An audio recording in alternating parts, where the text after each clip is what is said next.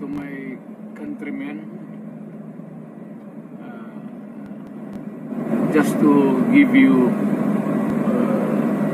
the current situation. I am about to land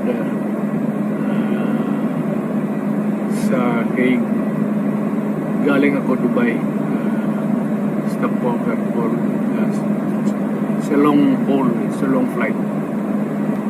Okay ako, do not worry. And I think this is something to do with the law and order noon. At sinasabi ko naman sa mga pulis at military na trabaho kayo at ako ang managot. So ito na nga, for all of the whatever happened in the past, ako na yung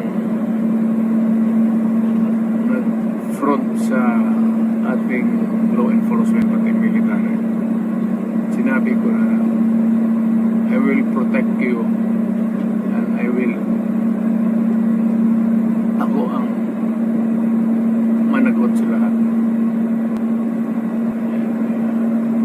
This will be a long legal proceedings, but I say to you,